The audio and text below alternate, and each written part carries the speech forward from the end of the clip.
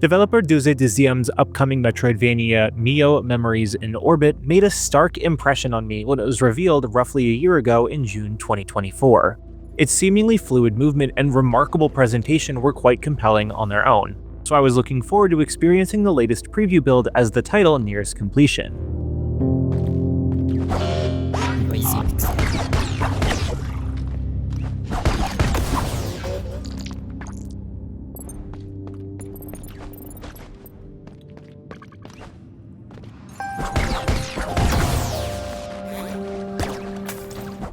The preview build of MIO Memories in Orbit featured combat and exploration in equal measure, alongside teases of the narrative caked in a melancholic ambiance. Immediately, I was delighted by how the titular MIO feels to control. Platforming is intuitively responsive and swift, with precision never being a concern. When starting, you only have access to a double jump and a standard combo string, although given the genre at play here, new abilities and upgrades are gradually discovered, such as Mio's hair eventually being able to latch onto distant points.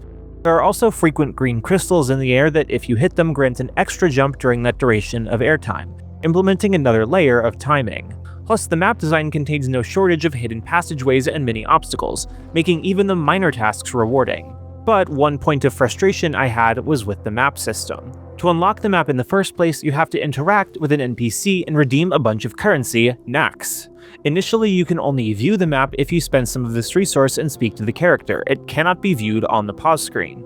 However, you can continue to pay this same currency to enact synchronization, thereby making the map viewable in the pause menu.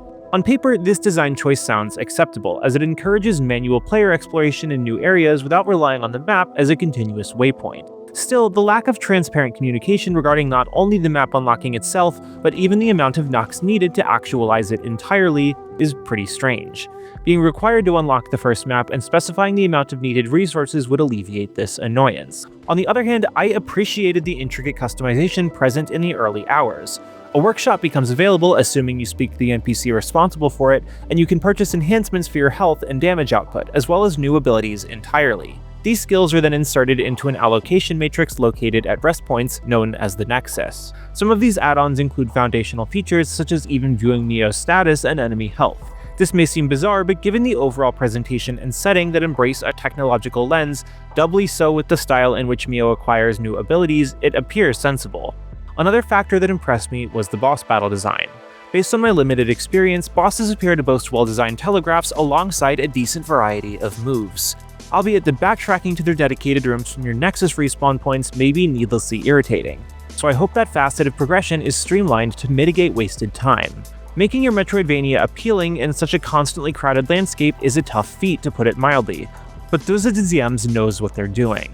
While I may disagree with a handful of design choices, the smooth movement and combat flow alongside a haunting soundtrack and polished presentation are making me more eager to experience MIO Memories in Orbit in its final state when it launches worldwide for all platforms later this year.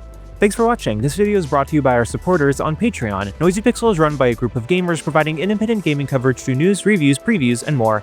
Check out our Patreon to help support our continued growth and subscribe to keep up with all of our future content. Now, check out some gameplay.